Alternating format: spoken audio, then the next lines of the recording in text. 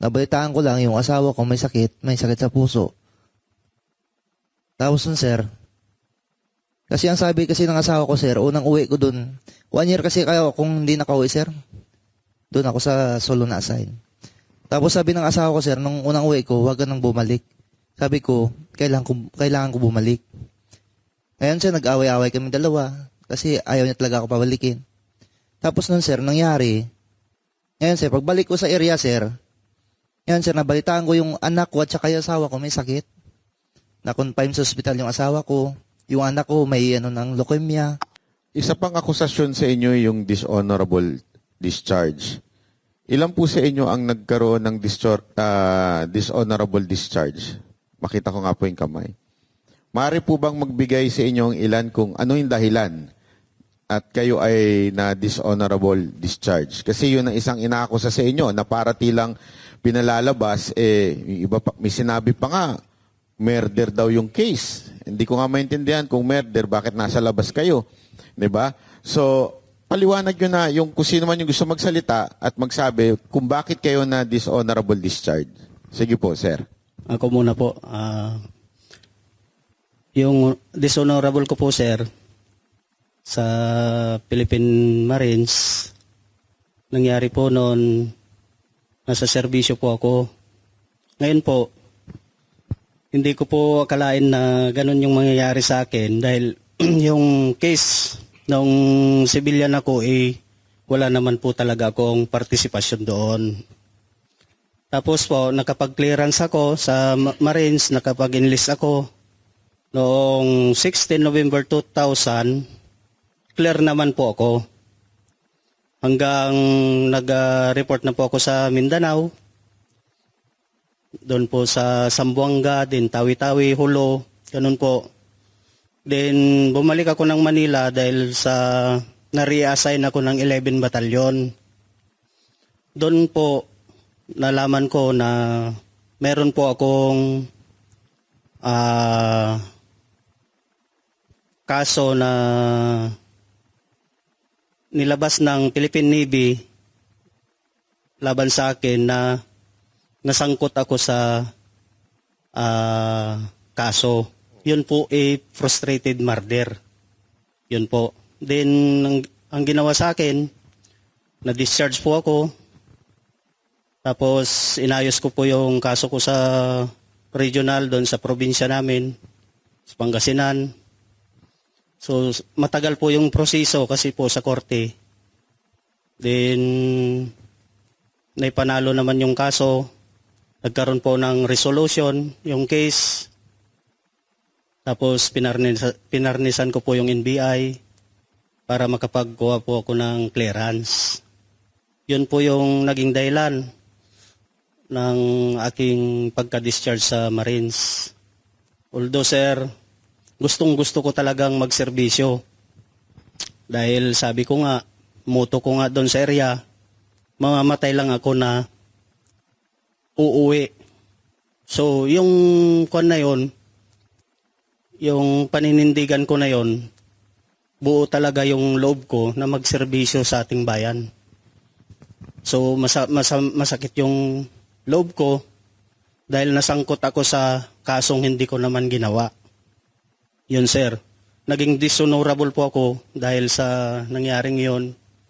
Pero tinanggap ko pa rin po kasi sumobra na po ako dun sa taon na dapat makabalik na ako ng 5 years sana, nakabalik na ako sa Marines. Ang sabi po ng Navy sa akin ay overstaying na po ako sa labas.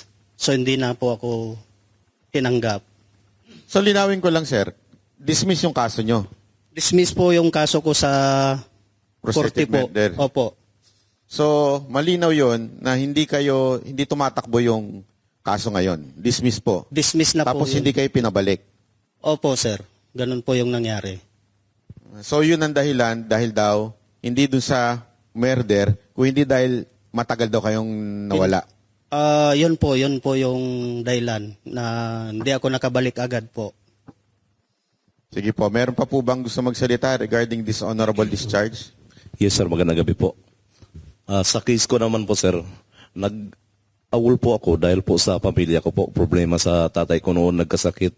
So during that time, nasa line ako ng pamamanihikan ko doon sa malayong lugar ng aking misis. So na-hospital si tatay ko dahil sa travel namin. Nagpaalam ako na pwede po ba makapag-extend, ma'am, sir? Kasi si tatay ko, dinala namin sa hospital, nagka-emergency. So, nangyari, hindi ako pinayagan, sir. Tapos, nung bumalik na ako, nag-report ako, kahit inawal ako, nag-report pa rin ako.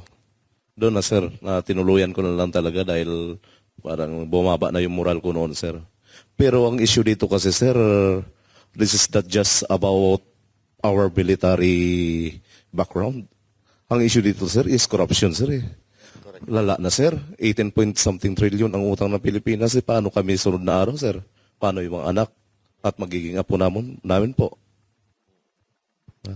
Kaya po, desisyon po kami na lumabas, hindi dahil sa binayaran kami. Kung sino man po nagpapakalat ng binayaran kami, hindi po yan totoo po. Kasi ito, konsensya na lang namin kung hindi namin sabihin ng totoo kung ano nalalaman namin dito sa korupsyon, hindi lang sa flood control, sa lahat ng korupsyon na nagaganap dito sa bansang Pilipinas po, sir. Maraming salamat. Meron pa po? Na gustong paliwanag? Sa akin, sir, nangyari kasi sa akin, sir, noong panahong doon sa area ko, sir, tapos nabalitaan ko lang yung asawa ko may sakit sa puso. Tapos nun, sir, kasi ang sabi kasi ng asawa ko, sir, unang uwi ko dun, 1 year kasi kayo kung hindi nakauwi, sir, doon ako sa solo na assign. Tapos sabi ng asawa ko, sir, nung unang uwi ko, huwag ka nang bumalik. Sabi ko, kailangan ko bumalik. Ngayon, sir, nag-away-away kami dalawa kasi ayaw niya talaga ako pabalikin. Tapos nun, sir, nangyari, ngayon, sir, pagbalik ko sa area, sir, ngayon, sir, nabalitaan ko yung anak ko at saka yung asawa ko may sakit. Na-confine sa ospital yung asawa ko. Yung anak ko may ng leukemia. Tapos, nung panahon na yun, sir, operation pa yun, sir, sa Danag, sir, sa Patikol. After nun, sir, mabuti, sir, may signal naman yung maliit na cellphone, sir, nakapagtawag ako. Tapos nabalitaan ko lang na ganun nangyari sa pamilya ko. Yun, sir, sabi ko, umiyak ako dun sa barracks ko, sir, dun sa nag-ano kami dun, sir, harboring. Umiyak ako dun, sir, tapos sabi ng officer ko, sir, umuwi ka muna. Tapos nun, sir, ang ginawa nila, pinababa ko ng Sulu, ng bus-bus, tapos pinapunta ako ng Zamboanga, in-advisean ako na kung may pagkapirahan ka pa, withdrawin mo lahat, ipadala mo sa pamilya mo. Tapos doon, sir, nung panahon kasi noon, sir, nakapag-isip-isip na ako, sir, eh. Kasi mahirap pag bumalik ka, wala ka ng madat ng pamilya, anak mo. Mahirap no, sir, sa panig ko, sir. Mahirap yun, sir. Kaya nagdesisyon na ako na hindi nang bumalik, sir. Yun naman yung rason ko, sir. Salamat, sir. So, sa madaling salita, mas sinunod nyo muna yung commander-in-chief nyo bago yung tunay na commander-in-chief, di ba? Hindi, kasi importanteng maunawaan ng mga Pilipino na nagkaroon kayo ng dishonorable discharge, hindi dahil kayo ay hindi loyal o meron kayong ginawang kabastusan o kawalangyaan. Kung hindi, ito'y mga family emergency. Kaya kayo nagkaroon ng dishonorable dahil hindi lang nakapasok o nakabalik sa tamang oras. Tama po ba? Meron po ba dito na discharge dahil sinapak nyo yung boss nyo, sinaksak ninyo yung ayaw nyo sundin na boss? Wala naman, di ba? So,